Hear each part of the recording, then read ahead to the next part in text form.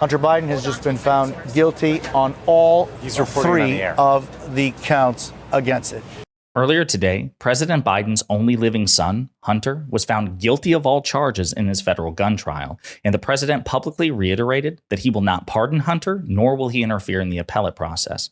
Meanwhile, it's MAGA Republicans who are refusing to accept the verdict, trying to spin this as proof that Biden has rigged the justice system against Republicans in the favor of himself and Democrats. But before we unpack all that, if you end up liking this video and you want to support the channel, please be sure to hit the like, subscribe, and alert bells before you go. All right, friends, we have several clips to look at in this video, but yes, you heard it correctly. President Biden's only living son was found guilty of 3 charges in his federal gun trial. So Hunter Biden's attorney, Abby Lowell, said in a statement that we are naturally disappointed by today's verdict. We respect the jury process, and as we have done throughout this case, we will continue to vigorously pursue all the legal challenges available to Hunter. Meanwhile, Hunter himself said, quote, he's more grateful today for the love and support he's experienced from his family and friends than disappointed by the outcome.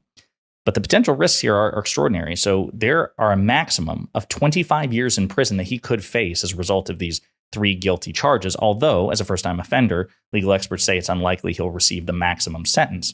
But it's also worth noting, and we'll touch on this later, the presiding judge in this case is a Trump appointee. Also, the prosecutor who brought this case against Hunter Biden was also a Trump appointee that President Biden allowed to remain in his position in order to prosecute his son.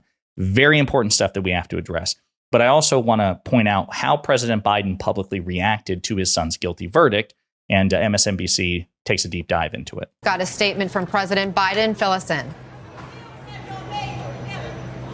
That's right, Anna. President Biden has reiterated some of what he said during the trial. I want to read the statement to you. He said, as I said last week, I am the president, but also a dad. Jill and I love our son, and we're so proud of the man he is today. He adds, so many families who have had loved ones battle addiction understand the feeling of pride, seeing someone you love come out the other side and be so strong and resilient in recovery. Mr. Biden added, as I also said last week, I will accept the outcome of this case and will continue to respect the judicial process as Hunter considers an appeal. Jill and I will always be there for Hunter and the rest of our family with our love and support. He finishes, nothing will ever change that. It's important to add that President Biden said in an interview that he would not pardon his son. That's extraordinary. Again, I want to point out here, count 1, false statement material to a firearms sale carries a maximum sentence of 10 years.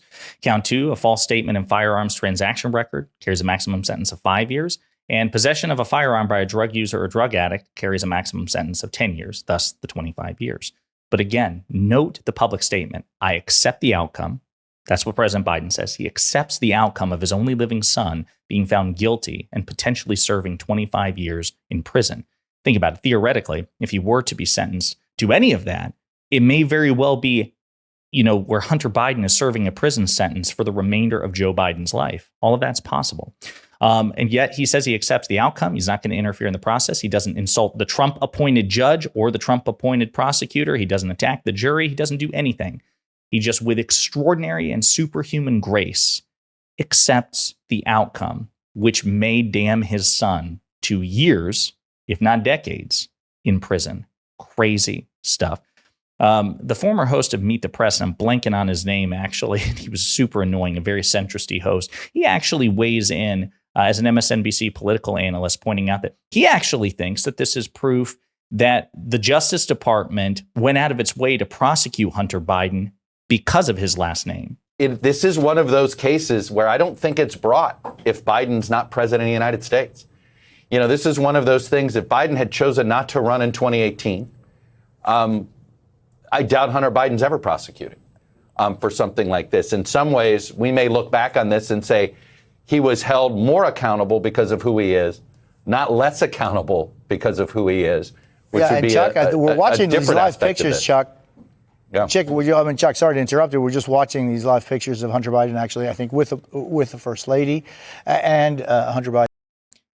So yeah, Chuck Todd, that was his name. He's making the case that actually this is proof that if anything, the DOJ, which honestly I think is a good faith argument you can make, as we've made in previous videos, that under Merrick Garland, he has gone out of his way to cut Republicans as much slack as possible, to give them as much slack as possible, and gone out of his way to grade his boss, President Biden, and the Democrats on a curve, all in an attempt, a good faith attempt, I think, to try to restore confidence in the DOJ's reputation. Like, he's going out of his way to say, listen, it would be in our best interest to prosecute our political enemies and give our political allies some slack. Instead, we're prosecuting.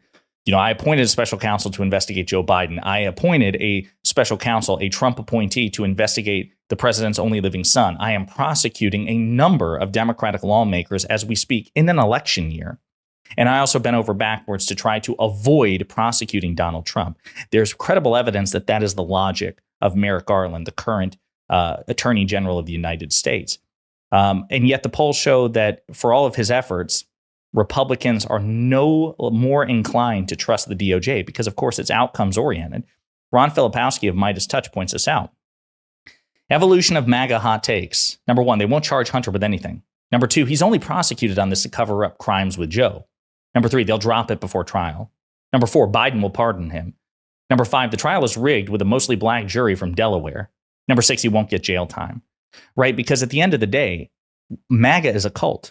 And they believe in these unfalsifiable cultish notions, right? There is no outcome where President Biden and Attorney General Merrick Garland could prove MAGA Republicans wrong in their belief that the justice system and legal system have been weaponized. You would have to prosecute every Democrat, never prosecute any Republican, and basically give Donald Trump an absolute get out of jail free card. Then and only then would they be willing to entertain the notion? Because again, it's not about logic. It's not about evidence. It's about an unfalsifiable cultish belief. And they're showing this. We'll probably do multiple videos on this, especially once right-wing media like Fox News and Newsmax weigh in on this, because I imagine there's ample content to analyze. Stephen Miller, one of Donald Trump's top advisors, says, the gun charges are a giant misdirection, an easy op for DOJ to sell to a pliant media that is all too willing to be duped. Don't be gaslit. This is all about protecting Joe Biden and only Joe Biden.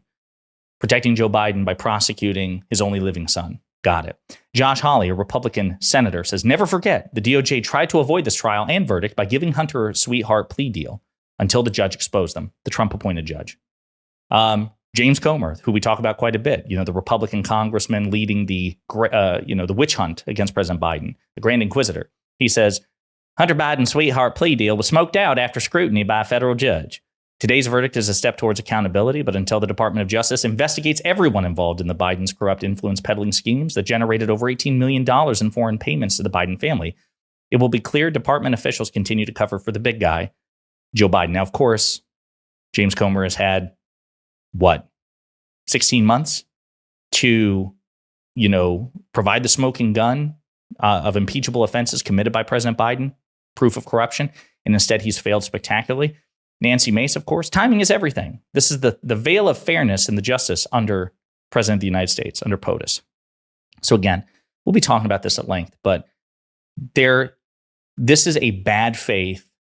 This is completely bad faith from MAGA Republicans and Republican lawmakers.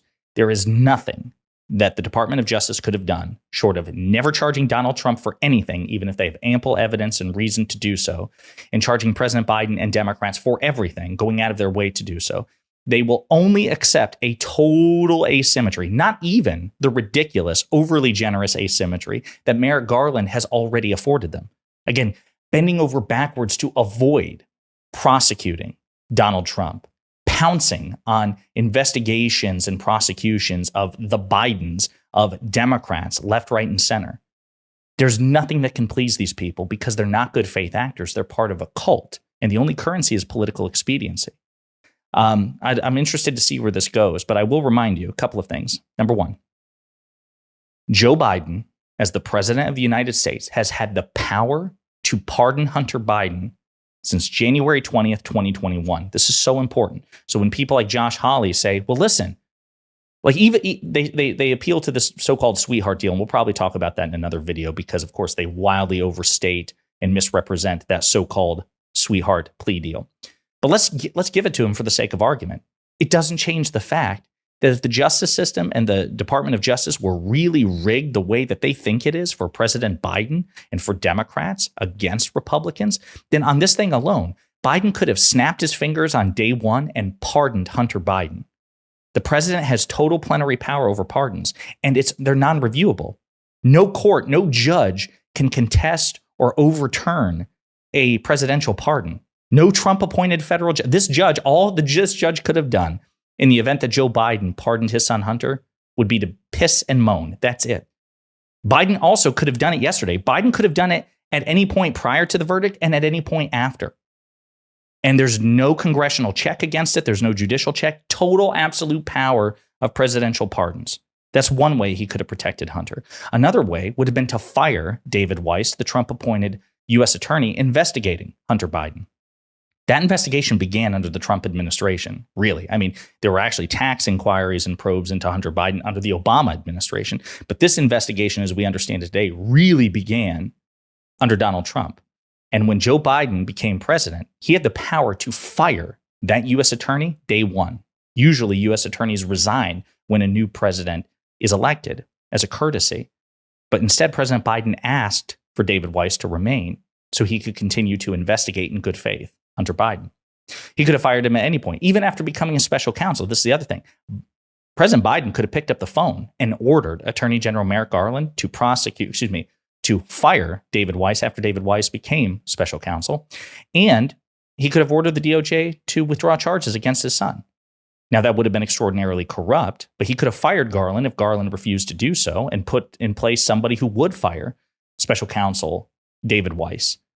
And again, these are things that the court nor Congress could stop. Congress can't force, nor can a judge force the president to prosecute anybody at any point. The DOJ could have just woken up one morning and said, you know what, we're actually dropping all charges. And no court can force them to do anything about that. And instead, Joe Biden has allowed his only living son to be prosecuted by an appointee of his political rival in a trial overseen by an appointee of his political rival, where there is a sentence of anywhere from 5 to 25 years, which could easily be the end of Joe Biden's life. And Joe Biden has neither smack-talked the judge or the prosecutor or the jury or done anything, issued a pardon, fired anybody involved. That takes an act of superhuman commitment to rule of law that I don't think most people are capable of, and certainly not most fathers. But again, MAGA Republicans continue to spin it in bad faith. We'll see what they do. Like I said, I can't wait to see how the Fox Propaganda Network and Newsmax and other places react to this and what Republican lawmakers will say on camera in response to this. And you can bet that we will be talking about it at length. Let me know what you think in the comments.